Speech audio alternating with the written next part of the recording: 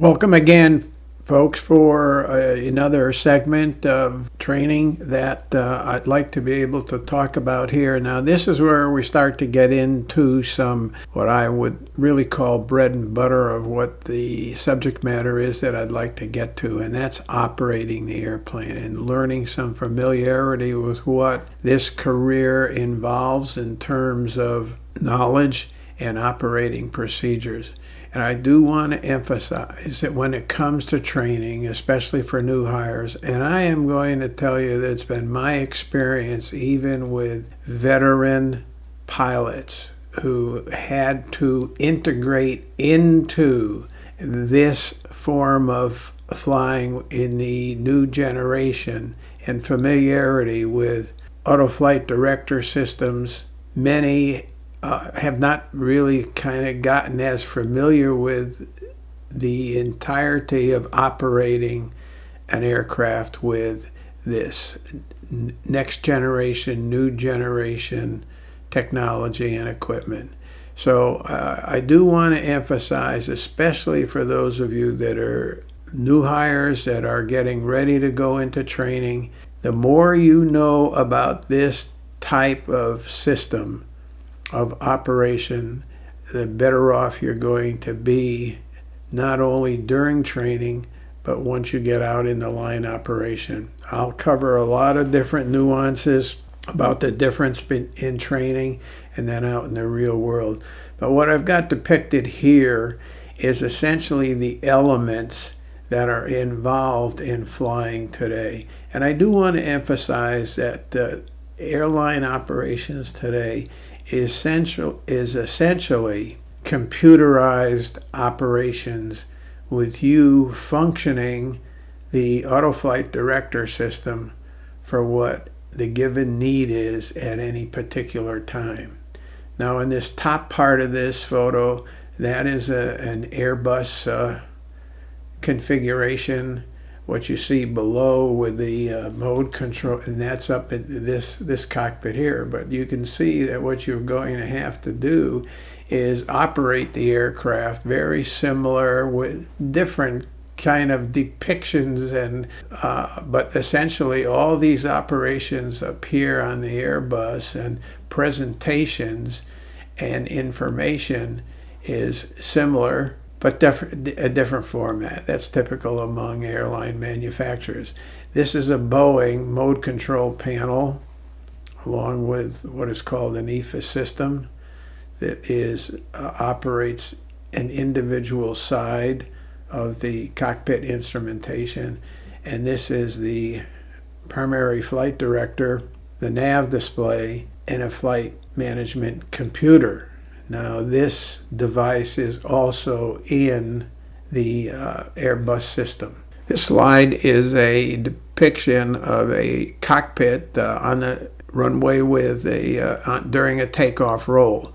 Now, it's a faded picture here, and I'm going to give you a better presentation of what the 737 is, which, by the way, is the aircraft that I'm familiar with. And I will have later on, for those of you that might be interested, I will have some training modules about learning the auto flight director system and the operation of it.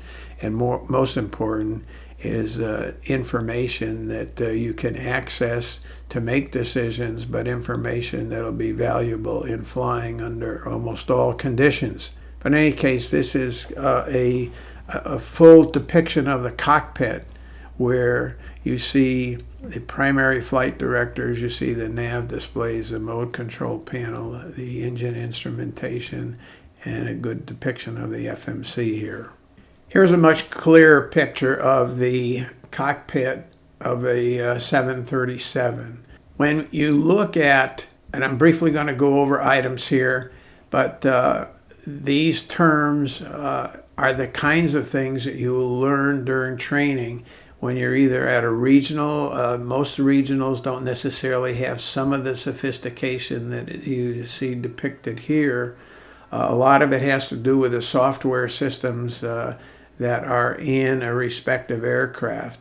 A lot of the functionality is the same between all aircraft, but in terms of the level of sophistication, the level of intricacy in the software operation of the airplane, there's a lot of differences. And that's one of the things that you will have to become familiar with in the respective cockpit that you're flying in. But this panel right here has an awful lot of functionality to present information that's primarily over here on this primary flight display. This is the mode control panel of the aircraft. So much information needs to be learned about this entire panel. This is how you're going to operate the aircraft, as if you were manually flying it, but you're going to be computer flying the aircraft, and this is the main area that you'll be operating with in order to do that. There's a couple different levels of sophistication with this. The lowest level would be operating this panel for information that you can get on the flight director in the manual flying mode. For instance, in this case here, right now the aircraft is on autopilot, and this little piece of information is what tells us that. These are the kinds of things that you're going to have to learn, is what some of these indications mean. I'm not going to get into it now, but I'm just trying to impress upon you, this is not an easy learning experience when you're exposed to it the first time. We'll have some modules and information to help you out on that. Plus, what I'd like to do for any of you that maybe have benefited from some other training material that helped you learn the automation system, by all means, please share that with everybody. There's probably a lot of different things that are out there right now. I've seen some are pretty good. I've seen some others that just don't display information accurately, especially in the virtual reality world. But in any case, continuing on here, the other part of what you're going to really be involved in here is learning the information that's available to you on the primary flight display. And for instance, just in this picture right here, there are 20 pieces of information that you need to know at any given time or all the time. So it won't necessarily be that number of bits of information that is displayed at this time, but in this particular case, since we're somewhat in an approach environment, there's 20 pieces of information in this instrument here, and you're going to have to know it, and you're going to have to know how to respond to it, how to set it up, how to monitor it, and how to continue to make changes as you operate the aircraft. This is the nav display. This is one of the most useful instruments in an airplane. It is a situational awareness tool that is phenomenal. And the unfortunate thing is I've seen over the years that pilots do not use this instrument and its functionality and its information as well as they should. This deserves every bit of a eye scan focus as your primary flight display. I'll look to make some cases for that in the future. Here we have two FMSs, and also a sub-level of that is flight control computer, FMC. But you can see that this is a pretty sophisticated little computer here and has information that is so deep. It's essentially an encyclopedia of information about the aircraft and about the data that can be inputted into the aircraft. So I just want to impress on you, especially those of you that think that this operation at the airline level is all about manually flying. I want to impress upon you, it is not. You have to have a good knowledge of operating this aircraft in an automated mode. Again, as I've said before, that's not to mitigate the fact that there is still some necessary skill in manually flying the aircraft. But I'll tell you just an example of what you're looking at right here. This aircraft can fly an approach to an automated landing. Now, most airlines have that auto land feature on this aircraft. Some don't. They may use heads-up displays. But the point is this. I can remember, during my career that we were always very suspicious when automation started to get sophisticated enough to do some tasks that we felt we could do better. Well, I tell you what, you get pretty humbled after a while to recognize the autopilot can fly an airplane much better than we do, and especially as you get older. But the point is, with some low visibility approaches and the capability of being able to land in almost zero visibility conditions, it's only because of the technology of this auto flight director system and auto land capability of the aircraft. And anybody that says they can land an airplane better than the auto land system of the aircraft, that's just some false pride. Now, I know a lot of us as pilots would refute that. I understand that, but the reality is it used to be amazing to see some of the older pilots would generally prefer auto landing the airplane because they lost some of those instinctive skills and sight skills to be able to do it themselves. So in any case, that's just a little bit of an introduction into this type of environment that you're going to have to learn. And it isn't easy, especially when you're first exposed to it. When you are exposed to it and in training, you're going to learn some basics about it, but you're nowhere near going to learn what it is capable of doing in a total flight environment, from takeoff to cruise to descent to approaches and landing. So there's a lot here. And again, I'm going to remind you of something that I said earlier. Remember, you are responsible for the safety and comfort of a lot of people just during one leg of a trip, but a lot more during the course of a week. And so much of that depends on your skills and ability to be able to know the auto flight director system, how to operate it, how to monitor it, how to make changes when it's necessary to do so. I hope this helps a little bit in understanding what the task is ahead, for knowing that the operation of the aircraft is not hands-on, the throttle and the yoke. It is operating this system.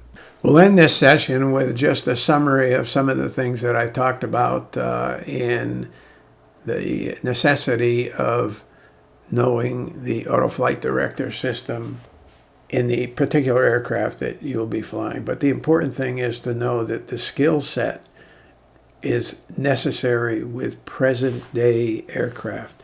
There's no getting around it. You are a computer operator. Most of your flying is going to be primarily using the autopilot and automation. Even if you manually fly, you are going to have to make inputs to the mode control panel, to the computer system, in order to have accurate flight director information for you to operate the aircraft in any one of the environments of operation. Knowing the mode control panel is an absolute essential necessity. I will tell you that based on my experience personally in learning it, but what I've seen so much as an instructor and a check airman, this is not an easy skill and mindset and education set to acquire. It takes a lot of study, a lot of tactile operation. What is most important with this is having scanning skills, and a lot of that requires efficient skills in observing the operation of the aircraft. It's a constant, very difficult. It's another discipline in this new environment where it takes some real self-discipline when automation does such a good job that it's easy to maybe just kind of relax on scanning the aircraft while it's operating in the auto system. What you have to develop is an understanding and an ability to scan at all times, knowing where to scan at any given time, especially when you make changes in the mode control panel. And that's where I get into this monitoring the performance of the aircraft in flight.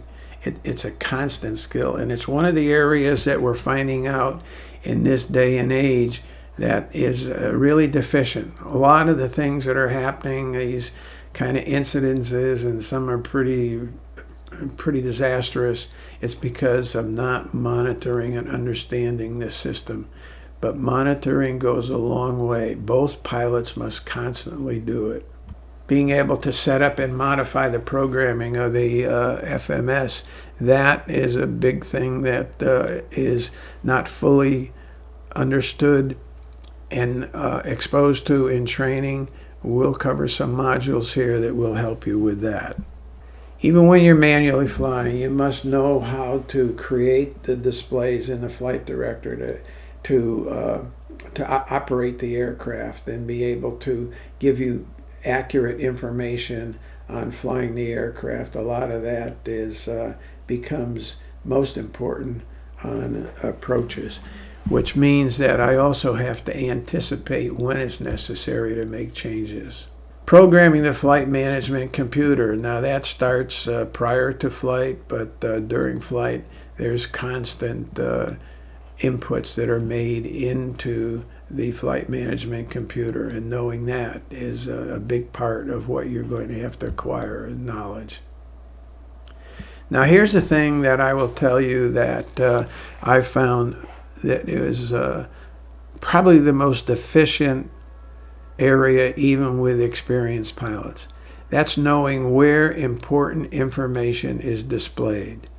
And in many of those cases it means also making some changes in the EFIS panel and the nav display in order to see that information. So it's a matter of bringing up the appropriate information, knowing the information that is available to you at any given time, because so much of this is going to depend on some decisions that you'll make during flight. I have the asterisk there because that is one of the skills that I would really encourage you to know.